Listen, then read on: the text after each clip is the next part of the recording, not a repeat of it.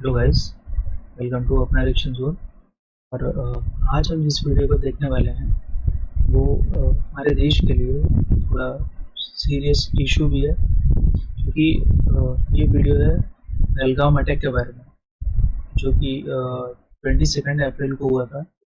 इसमें काफ़ी ज़्यादा इनोसेंट सिविलियंस जो वहाँ पे घूमने गए थे उनको आतंकवादियों के द्वारा मार दिया जाता है। और इसके बारे में आई थिंक एक डॉक्यूमेंट्री क्रिएट की गई है, तो हम लोग वही देखने वाले हैं आज। तो let's start with the video. अब आप कैसी हैं? नहीं, मैं बिल्कुल अच्छी नहीं हूँ। कितने रातों से मैं सोई नहीं हूँ। मुझे याद नहीं कि मैं कंटिन्यूअसली 4 घंटे सोई हूँ। उस समय तो हम हिम्मत जुटाए रहे थोड़े दिन तक, लेकिन थोड़े दिन बाद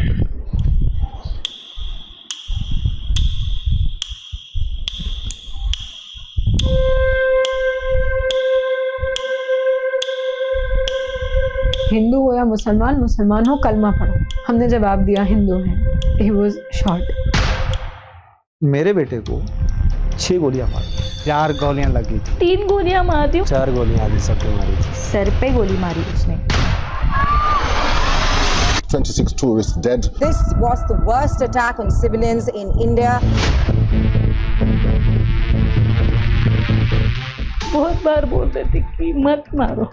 तो उसने बोला कि नहीं, हम औरतों और बच्चों को नहीं मारते, तुम जाके मोदी को बताओ। उसने ये सेंटेंस 3 बार बोला, आप मोदी को जाके बताओ, मोदी को जाके बताओ। वो गोलियां पहलगाम में चली थी, लेकिन उन गोलियों से 140 करोड़ देशवासियों का सीना छलनी हुआ था। उसने इतनी जोर से गोली मारी कि उसका पूरा ब्रेन बाहर आ गया था। तो हम बहुत डर गए थे। मैं मुंह खोला है, मैं चीख रही हूँ, बट कोई आवाज नहीं थी मेरी। मांस के टुकड़े हटाए उसके मुंह से। वो मांस के टुकड़े मेरे उसके पति के थे।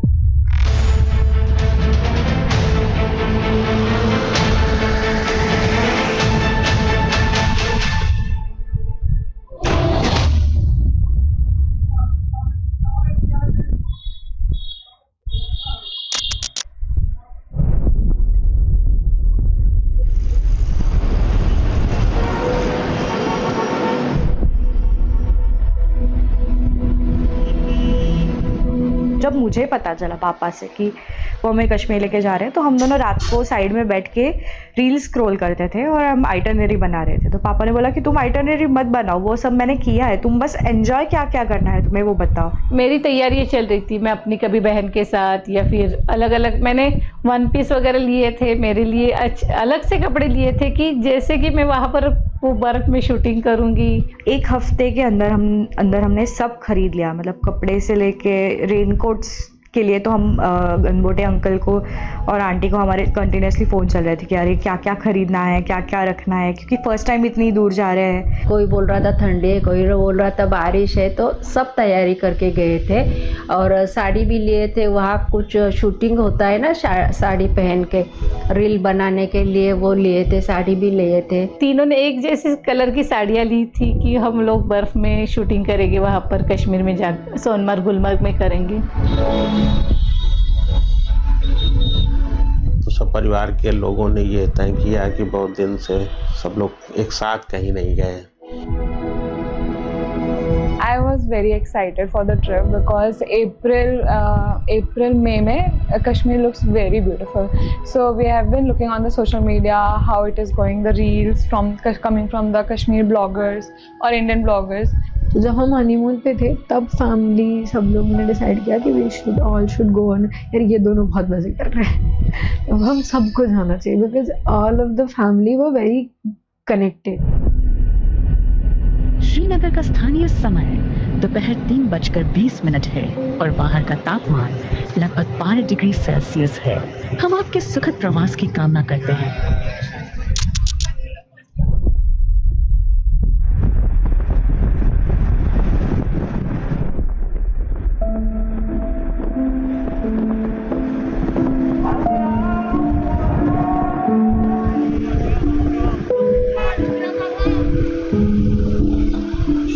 17-18 घंटे का जर्नी करके हम लोग आखिरकार में हम लोग कश्मीर पहुंच ही गए। तो हम लोग बहुत खुश हो गए थे, हम पूरा दिन का थकान भी हमारा मिट गया था। हर किसी को एटलीस्ट एक बार तो जम्मू कश्मीर जाके देखना चाहिए कि बहुत सुंदर है, and which is very true. I can not disagree with this कि वो सुंदर नहीं है। और मैं देख रही थी कि कैसा बर्फ दिखता है, कैसे पहाड़ दिखते हैं, एक एक छोटा छोटा पॉइंट हम लोग देख रहे थे कि कैसे एक जगह पे दिख रहा है, फिर छोटा और बढ़ रहा है। The trip was very good. अगर मैं 22 अप्रैल को हटा दूं तो 21 अप्रैल तक की जो ट्रिप थी, it was the most beautiful trip I have ever had with the family. और कलर चेंज ग्रीन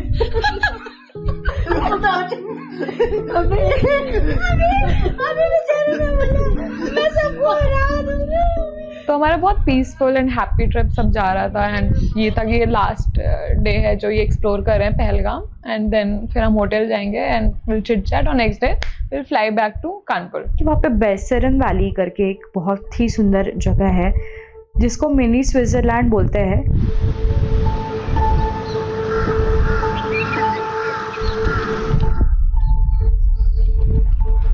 तो फिर हमने डिसाइड किया कि ठीक है चलते हैं, बट तब तक हमें कुछ आइडिया नहीं था कि जो रूट है, जो जर्नी है वहाँ तक पहुँचने का, वो कैसा होगा। वो बहुत ज़्यादा थ्रिलिंग था।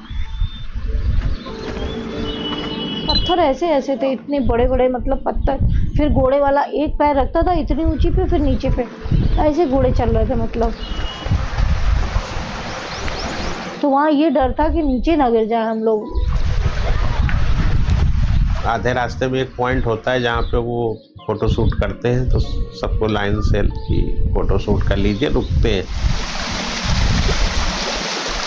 अच्छा, हमारी बेटी क्या हुआ, वो ऊपर थोड़ी सी चल पाई थी फर्स्ट स्टेप पे, तो उसको ऐसा लग रहा था, घबराहट हो रही थी, उलझन हो रही थी। वो बोली नहीं मम्मा हम तो जाएंगे बिल्कुल। तो वो उतरी, हमसे बोली आप भी ना जाओ मम्मा, जाओगी क्या? तो हमने कहा नहीं बेटा, हम तो पहले ही डर रहे थे, पहले ही हमने बोला था कि हम तो घोड़े पे नहीं बैठेंगे, पर इन लोगों ने कर लिए थे।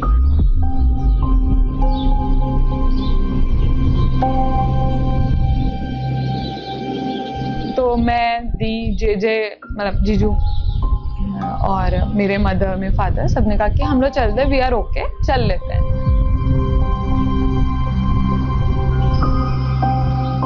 तो 11 में से 6 लोग आधे रास्ते से दिक्कत की वजह से वापस नीचे आ गए पहलगाम।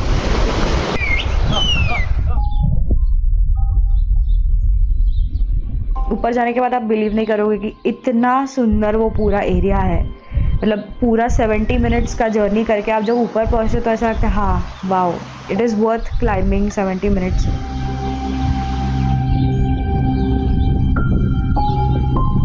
बहुत भीड़ थी, फिर से बहुत ही ज़्यादा। अंदर गेट के अंदर जाने में भी इतने घोड़े खड़े वहाँ पे खड़े थे, जो टूरिस्ट अंदर होंगे उनके वहाँ पे। इतने मुश्किल से हम गेट तक पहुँच पाए थे, इतनी भीड़ थी, मतलब थी अच्छी खासी। ऊपर क्या है कि there is one entry one exit, there is no other exit. उसके बाद पूरे ग्राउंड में फेंसिंग एंड एंट्री के बाद, एंट्री एग्जिट सेम पॉइंट है, उसके बाद स्टॉल्स लगे हुए हैं। तो वो स्टॉल्स पे कोई मैगी खा रहा था, कोई चाय पी रहा था, और ये बड़ा वाला बलून था ग्राउंड में, तो उसमें बच्चे बैठ गए थे अंदर वो बड़े वाले बलून में, तो घूम रहे थे। और जो एक रोपवे जैसा था, तो उसमें बहुत सारे लोग बैठे थे, वो जा रहे। तो मैंने उनको जाते ही बोला कि मुझे उसमें बैठना है, आप मुझे उसको में बिठाओ। और फिर गेट में जाने के बाद मैंने वीडियो शूटिंग करना शुरू कर दिया।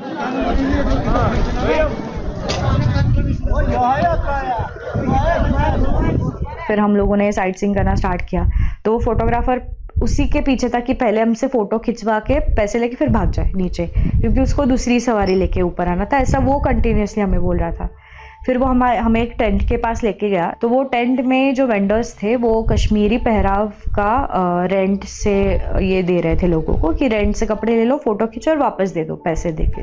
तो वहाँ पे हम दोनों फ़ोटो निकालने लगे।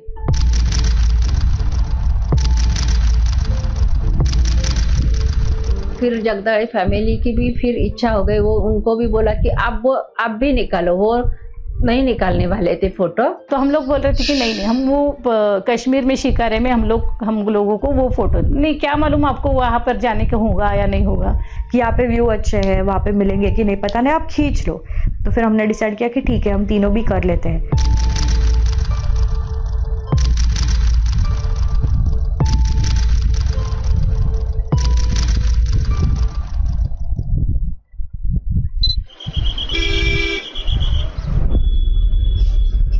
लौट के एक रेस्टोरेंट में बैठ गए। फिर हम लोग बैठ के वहाँ कॉफ़ी वॉफ़ी पी रहे थे। उसी टाइम करीब 2:25 पे शुभम का फ़ोन आया कि हम लोग वहाँ ऊपर पहुँच गए हैं। और मैंने कहा कि ऐसा करना कि बहुत ज़्यादा समय नहीं लगाना, हम लोग को लंच करना है नीचे, यहाँ 5-6 लोग बैठे हैं, 5 लोग ऊपर हैं, तो हम रेस्टोरेंट में बैठे हैं हम लोग, और आप लोग आ जाओ, फिर यहाँ पे लंच करते हैं। तो वो बोला कि 15 मिनट में हम लोग वापस नीचे आ रहे हैं। कि अंदर से ही पता नहीं कैसा अजीब सी उलझन ऐसी हो रही थी कि ये लोग आ जाए, खाना खा के फिर निकलते हैं। हो गया हम लोगों का 10 मिनट ही हुए हमें आए हुए, 10 मिनट ही हुए, तो हम ऐसे देखते व्यूज देख रहे हैं, कितना अच्छा लग रहा है, ऐसे करके हम अपने अपने पोजीशन में बस बैठे, मतलब वी जस्ट सैट। और मैंने अपने शूज उतारे कि थोड़ी देर बैठना ही है यहाँ पे, एटलीस्ट 15-20 मिनट्स तो बैठेंगे, तो शूज हटा देती हूँ। इन लोगों ने मैगी और जो भी अपना ऑर्डर किया होगा, तो हमने कहा अभी बनने में टाइम है, मैं चला गया वॉशरूम। अब बच्चों की नई नई शादी, तो उस बीच में घुसना तो मेरा लाजमी नहीं है, तो मैं थोड़ी दूर बैठ गई थी और हम लोग नज़ारा देख रहे थे। सब छोटी थोड़ी हमसे दूर बैठी थी, वो अपना उसकी आदत है फ़ोटो शूट करना, तो कहीं भी जाना हर एक एक मूवमेंट को वो शूट करती रहती है, कहीं भी XYZ कोई भी उसमें हो, तो वो अपना शूट कर रही थी। तो मैंने उनकी फ़ोटो लिया एंड लाइक फिर एकदम से मैंने व्यू देखा तो एक गन शॉट की आवाज़ आई।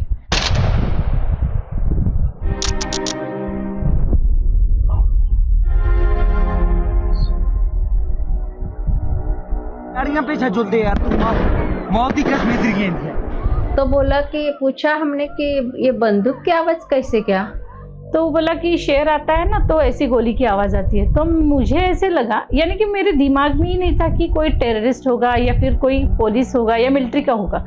तो फिर हमने सोचा कि ये जंगल है, शायद शेर वगैरह या फिर कोई जंगली एनिमल हो सकता है कि जिसकी वजह से ये लोग अपना प्रोटेक्ट करने के लिए गोली चलाते होंगे। इतने गेम्स थे कि हमें वो गन भी वही गेम लगा कि कोई इट इज़ अ गेम।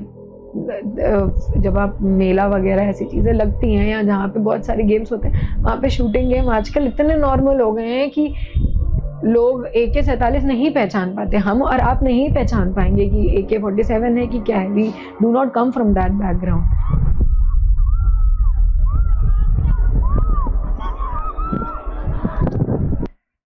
भाई क्या सिचुएशन होगी वहाँ पे, जिन लोगों ने सामने से सारी चीज़ें देखी हुई हैं, सब फेस किया है, उनकी फैमिलीज ने सब फेस किया है, मतलब क्या बीत रही होगी इस टाइम। तो जब फर्स्ट गन शॉट सुना तब भी ऐसा कुछ नहीं लगा, हाँ ठीक है आर्मी का कुछ ट्रेनिंग होगा। और सबने, मतलब मेरी मदर ने भी मुड़ के नहीं देखा कि एवरीवन वाज लाइक ठीक है कुछ ऐसे होगा। And with in 5 to 10 second मैं इधर देख रही हूँ, तो कोई आया, आदमी आया और मतलब नॉर्मल यूनिफॉर्म पहना था उसने, ऐसा कुछ नहीं था। तो that guy approached and he straight up asked कि हिंदू हो या मुसलमान। तो एट फर्स्ट आप समझ नहीं पाओगे, कोई भी नहीं समझ पाएगा। मैं आपसे पूछूंगी तो आपका नाम पूछूं तो आपको पता है क्या जवाब देना। आपसे पूछो हिंदू मुसलमान, यू डू नॉट नो कि क्या जवाब देना है तुरंत। तो हमने उससे वापस से पूछा क्या हुआ, उन्होंने वापस पूछा उस बंदे ने, हिंदू हो या मुसलमान, मुसलमान हो कलमा पढ़ो। And he said it loudly. वो बहुत तेज तेज आवाज़ आने लगी, तो मैंने मुड़ के देखा कि कोई आदमी खड़ा हुआ है, बात कर रहा है उन लोग से, और आवाज़ तेज करके बात कर रहा है, उसके हाथ में गन है, ये मैंने देखा। हमने जवाब दिया हिंदू है, and he couldn't finish the whole sentence, he was shot. And वो पॉइंट ब्लैंक में मारी है उसने, प्रॉपर यहाँ रख के।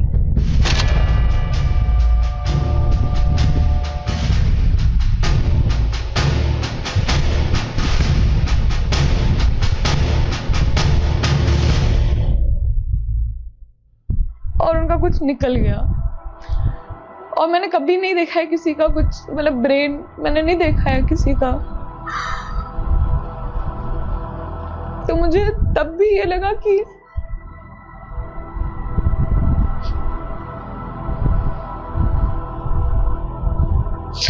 जैसे ड्रिल नहीं होती है, तो मुझे लगा शायद कोई ड्रिल कर रहे हैं और अभी वो उठेंगे और कहेंगे कि थोड़ा ध्यान रखो सेफ्टी का, ये सब। तो मतलब मुझे वो ब्रेन, मुझे पता ही नहीं ब्रेन कैसा दिखता है। तो मुझे लगा कोई बलून है फोड़ा है उन्होंने, ड्रिल कर रहे होंगे।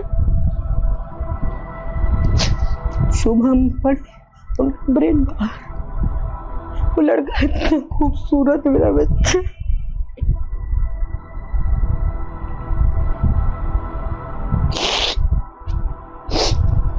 उसका ब्रेन बाहर, मुंह ऐसे मुस्कुराता हुआ चेहरा ऐसे पड़ा, दोनों हाथ बात करके फोन, दोनों हाथ मोबाइल। ऐसा लगा ना छोड़ना ही नहीं चाहिए, अंदर घुस के मारना चाहिए। मतलब यार रिलीजन के नाम पे किसी के बच्चे को मार दे रहे तुम, क्या बोले। मेरी बेटी ब्लड से नहाई, पूरे मांस के टुकड़े उसके शरीर पे। इस ब्रेन वो पूरा ऐसे मेरे पे गिरा था, उसके फेस के छोटे छोटे पूरे स्किन पार्टिकल्स, ब्लड पूरा, because he was right next to me. वो मेरे पे गिरा, एवरीथिंग, मैं यहाँ से लेके पूरे पैर तक, I was just in his blood. मांस के टुकड़े हटाए हैं उसके मुंह से, मेरी माँ ने और मैंने। वो मांस के टुकड़े मेरे उसके पति के थे।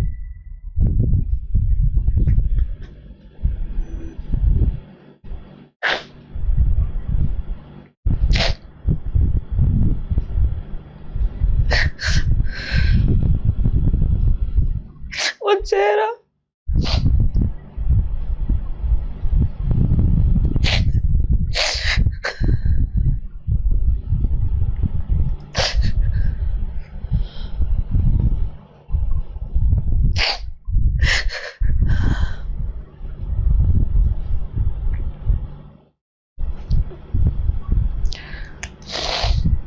वो ट्रॉमा इतना बड़ा है, मैं आपको कैसे बताऊं कि हमारी बॉडी में जो सेल्स मेरे पूरे इतने नेगेटिव इम्पैक्ट है कि उसका असर मेरी बॉडी में एंजाइटी का रूप और पैनिक का रूप ले चुका है। और अभी तक हम उससे कुछ आती सिचुएशन जब वो हिट करता है कि हाँ something has happened, and even my body doesn't feel that kind of positivity। मैं हूँ, मतलब मुझे एंजाइटी के इश्यूज नहीं थे, बट ये जो ट्रॉमा इतना बड़ा है कि वो मरने के बाद ही वो इमेज, वो ट्रॉमा जाएगा। और जब आप इतना कुछ देखते हो, आपको कुछ नहीं समझ में आता, ना मेरे मुंह से आवाज निकल रही, ना चीख निकल रही, ना रो रही, मुझे कुछ नहीं समझ में आ रहा। I was numb at that time। मैं मुंह खोला है, मैं चीख रही हूँ, बट कोई आवाज नहीं थी मेरे मुंह में। I was numb, I was so numb। ना हम उठे ना वह उठे, दोनों खींच रहे हैं वो कि मुझे नहीं जाना है, मुझे नहीं जाना है, मुझे शुभम को लेके ही जाना है, मुझे शुभम को लेके। और हम लोग ढूंढे कि कहाँ चले गए पापा, पापा कहाँ गए, पापा। तब तो ये नहीं था ना कि खाली आदमियों को मारूं, ये तक आतंकवादी हैं, किसी को मैं टेररिस्ट। मैं वहां से निकली दी को लेकर, बोले पापा कहाँ है। जब हम लोग गेट तक पहुंचे तो ये कि हम तीनों तो हैं, बट पापा कहाँ हैं, दिखे ही नहीं, क्योंकि वो तो वॉशरूम गए थे। और मैंने केवल आवाज़ सुनी, फिर भगदड़ मच गई। दूसरी भगदड़ में हम भी भगे। पहले तो मैं गेट निकल गया बाहर, फिर मैंने सोचा कि हम तो अकेले, हम ही क्या करेंगे। फिर मैं वापस जब तक हुआ तब तक ये अपना सब खून से लथपथ दोनों बेटियां। तो देखा वो गेट के पास है, तो थोड़ा सुकून मिला कि चलो वो है। तो फिर दौड़ के आ गए शुभम के पास कि मुझे नीचे नहीं जाना, अब तुम लोग जाओ नीचे, मैं उसके बिना नहीं जाऊंगी नीचे। मैंने उसको इतना रिक्वेस्ट किया है ना कि दी वो मम्मा पापा को भी मार देंगे, प्लीज समझो। Because I had no idea कि कौन कहाँ से आ रहा है, किसको मार रहे हैं, क्या होने वाला है, कुछ नहीं पता था, क्योंकि जेजे वॉज द वन जिनको पहली गोली लगी थी। फिर 3 गोलियां सुनने के बाद हमको बहुत चिल्लाने की आवाज़ सुनाई देने लगी। तो हमें समझ में नहीं आया, तो हमें लगा कि शायद कुछ जानवर होगा, भालू वगैरह कुछ तो होगा, और लोकल्स उसको भगाने के लिए वगैरह कुछ करते रहेंगे आवाज़। पर जब बहुत ज़्यादा चिल्लाने की आवाज़ सुनाई देने लगी तब फिर हम लोगों को लगा कि कुछ तो गड़बड़ है। तो फिर गनबोटे अंकल ने मेरे पापा को बोला कि अरे मेरे पापा को संत्या बोलते थे प्यार से, कि संत्या हम लोग एक काम करते हैं, हम लोग नीचे झुक के बैठ जाते हैं या फिर नीचे लेट जाते हैं ज़मीन पे, अगर ऊपर से कुछ चल रहा है तो शायद हमें गोली आके नहीं लगेगी। तो उधर लेटने की तैयारी में थे और मैं भी लेटने की तैयारी में थे, लेकिन मुझे क्या लगा इधर से शेर जाएगा ऐसा थोड़ा लंबे दूरी से, तो मैं उसका वीडियो निकालूंगी, फोटो निकालूंगी। तो मैं मोबाइल में वो लेने के लिए मोबाइल ऑन किया, ऑन कर ही रही थी तो वो अतिरेकी आ गया, आया सामने खड़ा रहा, उसने मेरे ऊपर गन डाल दी और मुझे बोला ए चल उठ।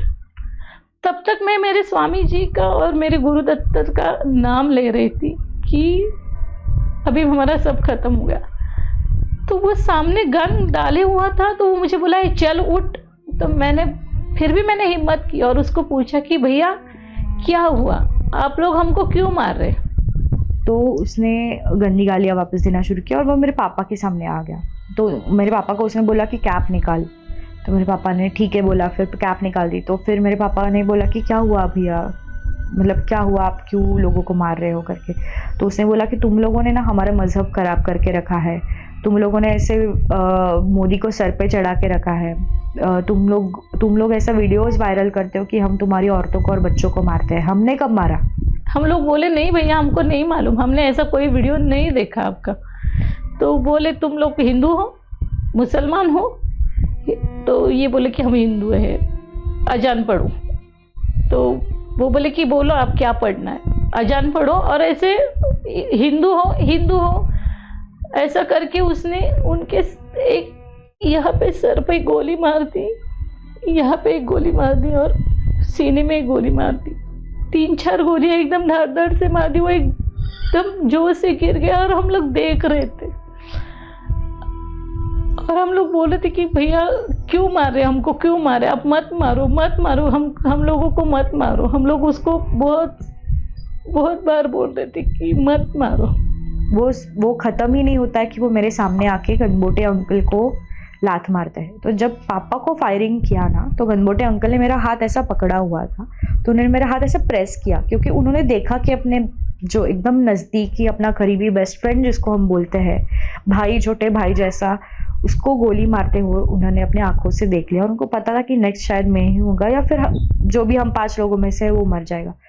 तो उनको मालूम था कि वो अभी अपने पास आएगा। तुम सोचो कि अपनी मौत अपने पास ही आई। उसने लात मारे वो गनबोटे को, मेरे हस्बैंड को उसने लात मारा, 2-4 गालियां दी और फिर उनको भी गोली मार के मार दिया, उनको भी गोली मार दिया। तो हम बहुत डर गए थे। तो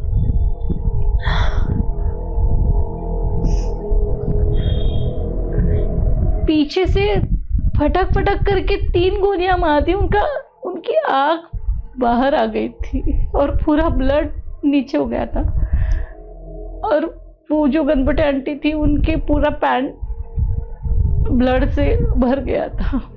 और फिर वो हमारे साइड में गया, जो एक ओल्ड कपल था, अंकल थे, वो बहुत एज में ज़्यादा थे, तो वो मेरे पीछे छुपे हुए थे। तो मुझे लगा कि शायद वो गोली मार देगा तो मैं भी मर जाऊंगी, बट उसने लकीली टचवुड वो अंकल को छोड़ दिया और वो उसके बाजू में एक कपल बैठा था, उनके पास गया।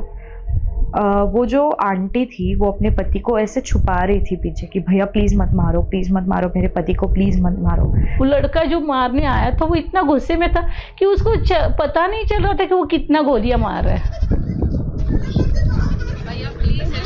क्या हुआ इसको, क्या हुआ? Please ask for help. We don't need. Okay, don't worry. You okay? You need a water, sir? Sir, we'll manage. Just ask for help. Okay, you first you give the hands water, drop of water. Take a drop of water, sir, please. उनको हम बोल रहे थे कि जोर से सांस लो आप, और मैं इनके पास जाने वाली थी, पर वो वहीं पर खड़ा था, वो किसी को हिलने भी नहीं दे रहा था। तो उनकी 3 सांसें जो है लास्ट वाली, जो हमने जोर जोर से वो 3 सांसें ली थी, और तीसरी सांस होने के बाद उनका आवाज़ बंद हो गया। हमको लगा कि वो बेहोश हो गए। फिर मैं उनके पास, मेरे हस्बैंड के पास, इनके पास, मेरे पति के पास भाग के गए, उनको हिला रही थी, आहो उठा, श्वास गया। मुझे नहीं मालूम था कि वो उसी वक्त गए थे। फिर मैं उनको बहुत उठाने की कोशिश कर रही थी, हिला रही थी। जब उनको छोड़ के हम लोग निकल रहे थे तो पैर ही नहीं निकल रहा था वहाँ से। ऐसा लग रहा था कि हम सेल्फिश हो रहे हैं शायद। बट फिर जो मैंने कहा कि माइंड में वैसा होता है कि शायद उनको बचाने के लिए हम वापस आ सकते हैं ऊपर, यही बस मेरे दिमाग में था। बट कभी कभी बहुत गिल्टी फील होता है कि मतलब पापा का जो सेंटेंस था लास्ट में कि तुम डरो मत, मैं हूँ तुम्हारे साथ, और मुझे वहाँ पे उनके साथ खड़े रहना भी नहीं पॉसिबल हुआ, क्योंकि मेरे दिमाग में यही था कि मम्मी को और आंटी को बचा के लेके जाना है।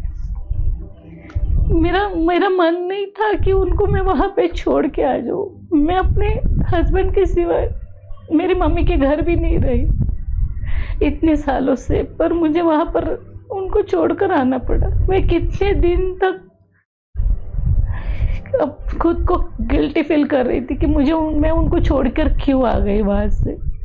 फिर मैं उठी और मेरे साइड में जो अंकल आंटी थे मैंने उनको भी बोल दिया कि आप भी चलो, पता नहीं वो वापस आएंगे, अभी आप बच गए हो, हम भी बच गए हैं, शायद हम भी मर सकते हैं। उसके बाद हमें बुलेट्स जो थी ना, उसकी फायरिंग की आवाज़ जंगल से आ रही थी, तो हमें लगा कि शायद और भी कुछ हो जाएगा। तो फिर हमने भागना स्टार्ट किया।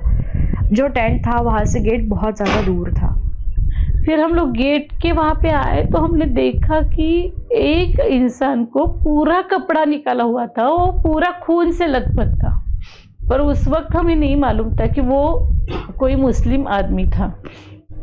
बाद में आपको पता चला कि वो कौन इंसान था जिसे पूरा कपड़ा उतारा था और क्यों उतारा था? बाद में पता चला हमको कि वो आदिल नाम का लड़का था।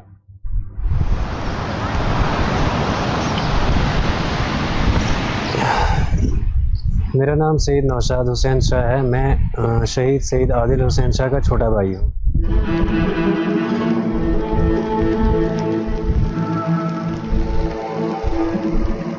मैं गाड़ी चलाता हूँ यहाँ पे पहलगाम में।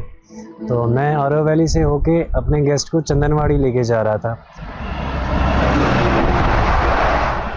तो मैं चंदनवाड़ी रास्ते में अभी जा ही रहा था, चंदनवाड़ी प्रॉपर नहीं पहुंचा था, तो मेरी वाइफ मुझे कॉल करती है कि आदिल पहलगाम में ऐसे ऐसे मसला हो गया है। 3 बजे हमें पता चला कि पहलगाम बाईसरम में फायरिंग हो गई, वहाँ पे हालात बहुत ख़राब हो गए।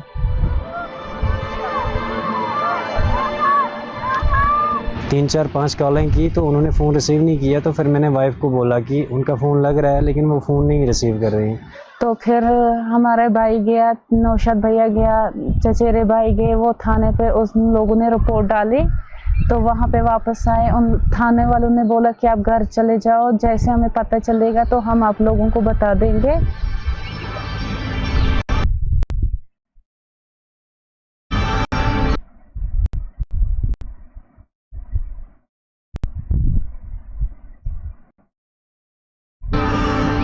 तो जब हम पुलिस स्टेशन से फिर वापस निकले, मैं जैसे ही घर पहुंचा तो मैंने वालिद साहब को बोला कि आप अंदर जाओ, मैं अभी बाहर ही बैठा था। मैं अपने दूसरे कज़न से बात कर रहा था। तो फिर उनको जो है कोई फ़ोन करता है, लोकल में ही किसी ने पहलगाम से फ़ोन किया कि आदिल साहब आपके क्या लगते हैं? उन्होंने बोला हाँ मेरे कज़न है। तो उन्होंने बोला कि इसकी डेड बॉडी जो है यहाँ पे हॉस्पिटल में है पहलगाम में।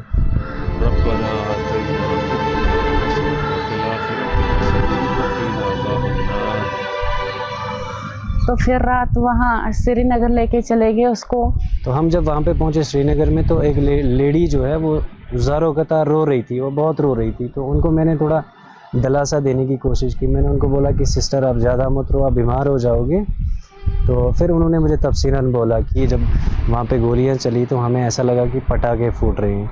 तो उसके बाद जब लोग गिरते गए तो आदिल साहब उसी वजह से फिर वो झगड़ने लगे और उनसे जो टेररिस्ट थे उनसे गन छीनने लगे। उन्होंने ये टेररिस्ट को प्रतिकार करने का कोशिश किया था कि उनकी गन पकड़ी थी कि आप लोग इनको क्यों मारे, ये हमारे मेहमान है करके। तो वो टेररिस्ट, वो तो खूंखारी है, वो बोले कि तुमको इनसे पैसा चाहिए क्या, तो पैसा चाहिए क्या ऐसा बोलकर उसको इतना मारा था कि गोलियों से वो पूरा खून से लथपथ था और उसके कपड़े नहीं थे बदन, वो पूरा खून में पड़ा था और वो गेट के सामने ही था, गेट पर ही था। उन्होंने 4 गोलियां आदिल साहब के मारी थी। मैडम, ये जो ब्रीद साहब है प्रेशर, आप टेंशन मत लो, मेरे पति को बचा लो। हम बचा देंगे, कोई बात नहीं। भैया तो जब उसको घर लाया गया हम लोगों ने देखा तो बहुत महसूस हुआ। एक ही भाई था जो कमाता था, माँ बाप को दवाई, बहनों को, भाइयों को, छोटे छोटे घर में परिवार थे, बहन भाई थे, उन जानवर ऐसा भैया ने पाला। अपना बेटा अपने माँ बाप के लिए, अपने बहनों के लिए क्या करता है, क्या कर रहा है, तो ऐसी यादें आती रहती।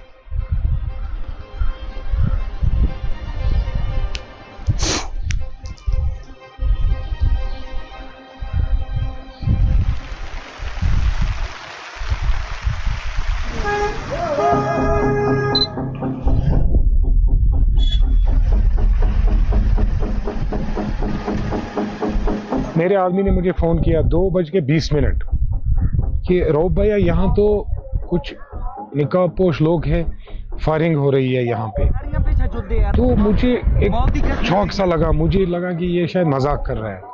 मैंने फ़ोन काटा, फिर दिमाग लगा कि मैंने उसको दोबारा कॉल की, उमर तुम बताओ ये सही है? उसने कहा हाँ, यहाँ अब अंधाधुंध गोलियाँ चल रही है। तो उसको मैंने कहा जो हमारे कस्टमर है वो कहाँ है? उसने कहा वो अभी साइड में ही थे, कुछ मैगी खा रहे थे। मैंने उसको कहा साइड से निकल जाओ और उनको वहाँ से बाहर निकालो, जब तक हम भी कुछ वहाँ देखते हैं, पहुँचने का जुगाड़ देखते हैं। तमिश बेहतर अगर सलिम जी मारो, मगर यह इन जलीलन वो क्या दलील गई, खसो योर, अगर इन पे 4 नफर इन तीज गोली क्या, अगर इन वापस पे मार नफर 7 नफर 100 मार तज परवाह क्या, कम से कम टूरिस्ट हर तम बचावन फर्ज वनकस। ठीक बैसरन गेट से 50 मीटर दूर जब हम पहुंच गए, वहां सब लोग भाग के आ रहे थे, भगदड़ मची थी। बैठो बैठो बैठो बैठो बैठो बैठो बैठो आराम से बैठो। फायरिंग कर रहे हैं वो लोग, सब लोग चिल्ला रहे हैं, रो रहे हैं, नीचे गिरते गिरते, लेटते लेटते, घसीटते घसीटते लोग उतर रहे हैं। जो वहां से टूरिस्ट भाग के आ रहे थे और जो हमारे बांधे घोड़े वाले थे या यहाँ से भी दुकानदार या स्टैंड वाले हेल्प के लिए आए थे लोकल, उन्होंने जिसको जो मतलब हाथ में आया, मतलब बच्चा या कोई बुजुर्ग भी घोड़े पे गया था, कंधे पे बिठा के नीचे की तरफ दौड़े। मेरे एक पैर में जूते नहीं थे, भागे और मैं अपनी बहन को बस पकड़ के लाई हूँ। वो बस चल रही थी, कैसे, कोई सेंस नहीं था उसका। और ये लोग कैसे आए हैं, किस तरीके से गिरते पड़ते ये लोग नीचे पहुँचे हैं, करीब 45 मिनट से भी ज़्यादा लगे थे, क्योंकि 6 किलोमीटर है और ये लोग उस रास्ते से नहीं आए हैं, मेरी समझ से कुछ घिसटते हुए आए हैं, से एकदम ऐसे स्लोप जैसा है, उसी में घिसटते हुए इनके सब कपड़े, ये सब खून से लथपथ। नीचे आने के बाद I lost my senses, I was on the ground crying, screaming, everything. फिर देन वी सॉ कुछ आर्मी की वैन्स और आते हुए। पहले तो हमें लगा कि वो भी टेररिस्ट ही है, क्योंकि पहले ऊपर जो टेररिस्ट है वो भी तो पुलिस के पहराव में ही आए थे, तो हमको ऐसे लगा कि ये भी वही है। अरे नहीं नहीं नहीं नहीं, हम लोग फौज है, हम लोग बैठो बैठो, हम लोग फौज है, बैठो बैठो, अरे हम लोग फौजी हैं, कुछ नहीं करेंगे, आपकी सेफ्टी के लिए आए हैं, आपकी सेफ्टी के लिए आए हैं, बैठो बैठो बैठो बैठो, आपकी सेफ्टी के लिए आए हैं, हम इंडियन आर्मी हैं, बैठो। ये इंडियन आर्मी है, आप लोग कहाँ से आए हो, कहाँ से आए आप लोग हैं? आपके बच्चे कुछ नहीं करेंगे, थोड़ा बताइए। हुआ तो हमने जाते टाइम विनय नरवाल जो है नेवल ऑफिसर जो उसमें गुजरे 26 साल के, उनकी बॉडी देखी वहाँ पे।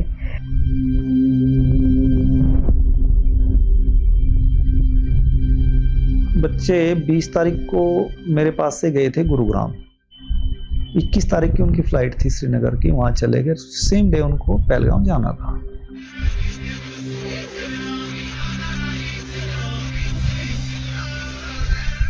बुकिंग भी मैंने ही कराई, जैसे मुझे कहा उन्होंने कि पापा मेरी छुट्टी तो बाद में होगी, ऐसे ऐसे करके आप अरेंज कर दो। मैं चलो ठीक है, आई विल ट्राई। तो मैंने किया, तो मैंने पहले किया था उनका कि गुलमर्ग में पहले दिन जाओ, फिर दूध पथरी चले जाओ, फिर सोनमर्ग चले जाओ, फिर अपना वहाँ से यहाँ पहलगांव चले जाना, आके एक रात श्रीनगर ऊपर अपना वापसी हो जाए। बट समय को देखो क्या है कि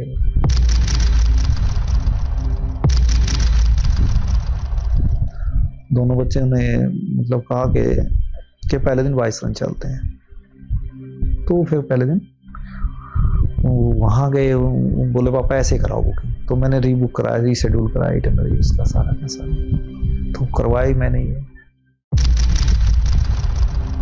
बोले ना मुझे पर थी, क्या बोलते भेलपुरी खाली थी, बेलपति साइड में था, एक इंसान है उसने उसको गोली मार दी यहाँ पे। उसने बोला कि शायद मुस्लिम नहीं है, उसने उसको गोली मार दी। 3, 20, 22, 15 की कुछ ऐसा टाइम रहा होगा। एकदम उठाया, मैं कच्ची नींद था, उठा तो मैंने सुना, मैंने बोला हेलो क्या हुआ सुनील? बोले यार गोली लग गई विनय को। उसने ये बोला मुझे। मैं क्या हो गया? बोला ऐसे ऐसे गोली लग गई, यही उसने बोला। एकदम मेरे तो मतलब पैरों के नीचे की जमीन निकल गई एकदम से। क्या हो गया? मैं यकीन नहीं कर सकता, एकदम सो रहा आदमी, एकदम उसको फर्स्ट हैंड ये न्यूज़ में। तो मेरी कुछ समझ में नहीं आ रहा मैं क्या करूं। मैं कभी इस कमरे में आता हूँ, कभी उसमें जाता हूँ, मैं अपनी अलमीरा खोल रहा हूँ, वार्डरोब खोल रहा हूँ कि इसमें से कपड़े लेके जाने, कभी टैची खोल रहा हूँ इसमें क्या रखूँ क्या ना रखूँ। अचानक ये सब हो गया, with in fraction of second मैंने सुनी सब चीज़ें ये, और एकदम से मुझे जाना भी है, समझ में नहीं आ रहा मैं जाऊँ तो कैसे जाऊँ। ऐसा हो गया मेरे साथ, एब्सेंट माइंडेड सा हो गया। एकदम उठी सृष्टि, पापा क्या बात है। तो मैंने उसको हिंट दे दिया, मैं ऐसे ऐसे करके होगी बात, कुछ हादसा हो गया है और शायद अब विनय नहीं आएगा। उसको मैंने बोला नहीं ऐसा नहीं हो सकता। एनी उसने भी फ़ोन किया, फिर मानसी को इसने फ़ोन किया, पूछा नहीं कुछ।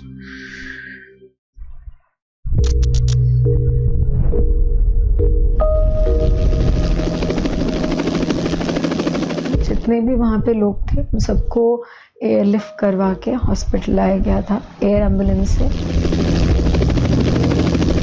वहाँ पे पापा और जो हमारे जीजा जी हैं वो गए थे देखने। तब तक वहाँ गृह मंत्री जी आ चुके थे। जो ग्राउंड था सब बॉक्सेस उधर रखे थे हमारे, जो 26 जन जो मारे गए थे उनका, तब वो उधर श्रद्धांजलि देने के लिए आए थे। तब मैं गई थी उनको मिलने के लिए कि आप इतना सिक्योरिटी है वो रखते हो सब, आपको मालूम रहता है तो वहाँ सिक्योरिटी क्यों नहीं रखे, वैसा हमने उनको बोला। उन्होंने हम लोगों को आश्वासन दिया था कि कार्रवाई होगी और बहुत सख्त कार्रवाई होगी।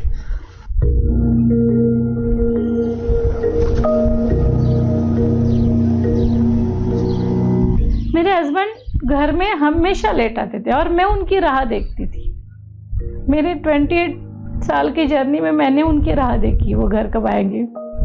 उस वक्त सब मुझे ये बोले कि आज जीजू तुम्हारी राह देख रहे, क्योंकि हम लोगों को लेट हुआ फ्लाइट से आने के लिए और उनके बॉक्सेस पहले आके घर में पड़े थे। जैसे ही हम आए मेरी सासू माँ बोली तो शॉपिंग करने के लिए मुझे बोल रही थी, ये कैसा शॉपिंग करके आई, ऐसा ये बॉक्स वाला शॉपिंग नहीं करना चाहती, मैं अपनी फैमिली के साथ एंजॉय करना चाहती।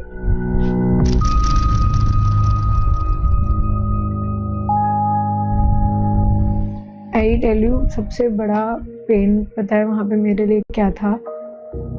Me and Shubham had one room, सबके अपने अपने कमरे थे। उस कमरे में जाना, उसके सामान पैक करना, मेरे को अभी भी लगता है मैंने उससे मुश्किल काम आज तक नहीं किया है। एक एक चीज़ पैक करना। And I lock the room from inside, I did not let anybody come in. My sister-in-law said कि हम कर देते हैं, मैं खुद करूँ। And the clothes I was wearing, the blood and everything, it was there. I was not going in the shower, नहाने नहीं जा रही थी, मैं उसी के साथ बैठी हुई थी. My sister took me, shower पे खड़ा कर दिया उसने मुझे, नहाओ पहले. वो पूरे शरीर से वैसे खून गिर रहा था उसका, तो वो मुझको उसने शावर पे खड़ा कर दिया, पहले तुम नहाओ. मेरे सारे कपड़े उसने तुरंत ही वॉश के लिए भेजे कि ये देखेगी तो और पागल होती रहेगी.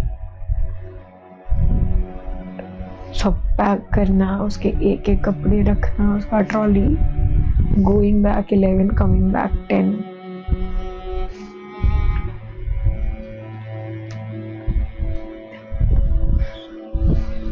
वो रूम पे वो रहना, वो एक दिन बिताया मैंने 22 अप्रैल उस रूम पे बिताया मैंने. उसने कोक पी थी, कोल्ड ड्रिंक वगैरह, तो उसकी हाफ फिनिश कोल्ड ड्रिंक रखी हुई थी. फिर shoes, I still wear all his clothes. Every night I sleep wearing his shirt only, t-shirt or something. Makes me feel that he's there. I still don't have the guts to wash all of his clothes. Kashmir से इसके कपड़े आए, सब धुले नहीं है, बस वैसे रखे. मुझे बहुत लोगों ने बोला कि नहीं बेटा धुल देने चाहिए. Let me deal it my way.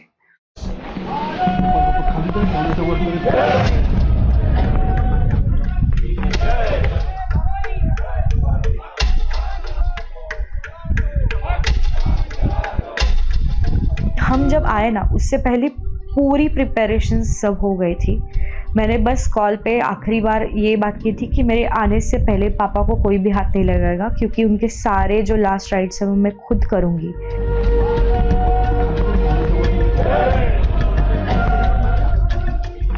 बहुत भीड़ हो गई थी, मतलब यहाँ पे फिर पुलिस ने सब बंदोबस्त करके रखा था.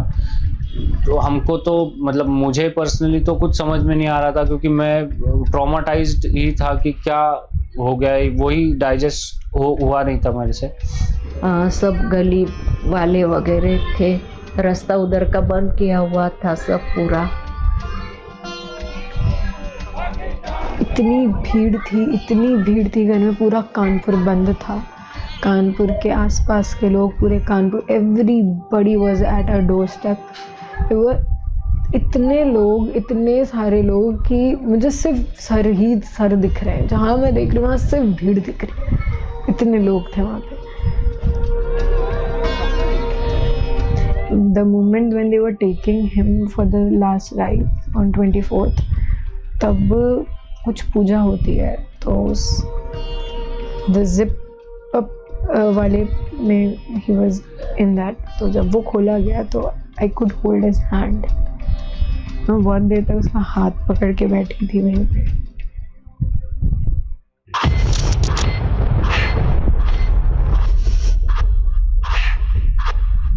माननीय प्रधानमंत्री जी जब कानपुर आए थे तो हम लोगों से मिले और उन्होंने हम लोगों को आश्वासन दिया था कि हम आतंकवाद के सफायत तक उससे लड़ते रहेंगे. जब तक एक एक आतंकवादी नहीं साफ हो जाएगा तब तक हम लोग चैन से नहीं बैठे. और उसके लिए हमने उनको धन्यवाद भी दिया था और आभार भी व्यक्त किया था कि आपने हम लोगों की भावनाओं को समझते हुए इस तरह की कार्रवाई की.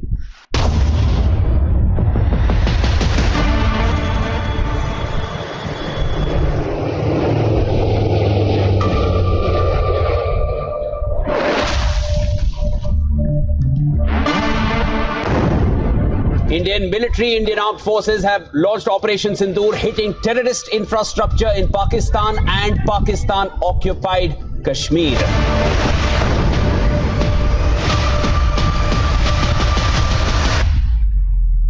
ऑपरेशन सिंदूर 22 अप्रैल को पहलगाम में हुए विभत्स आतंकवादी हमले के शिकार मासूम नागरिकों व उनके परिवारों को न्याय देने के लिए लॉन्च किया गया था. इस कार्रवाई में 9 टेररिस्ट कैंप्स को टारगेट किया गया और पूरी तरह से इसे बर्बाद किया गया.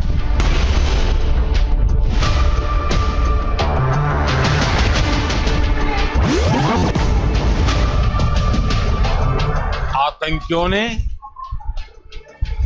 हमारी बहनों का सिंदूर उजाड़ा था। इसलिए भारत ने आतंक के ये हेडक्वार्टर्स उजाड़ दिए।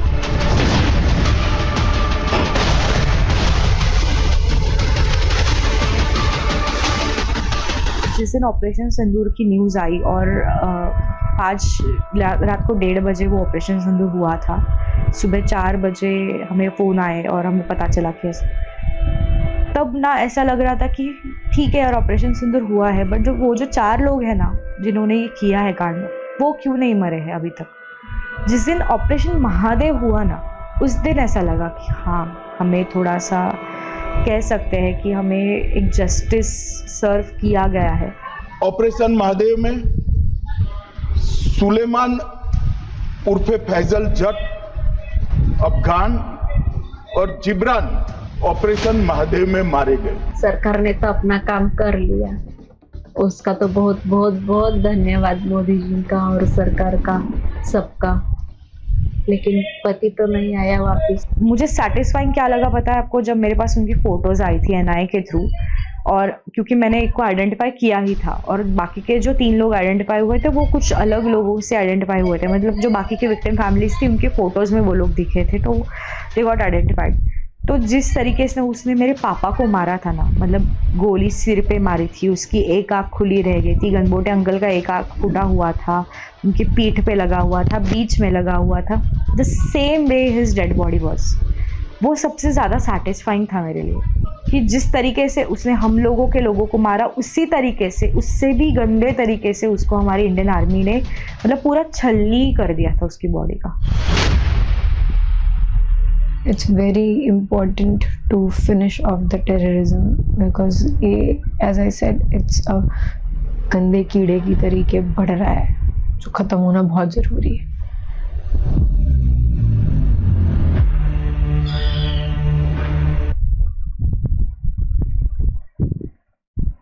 क्या बोलूं मैं?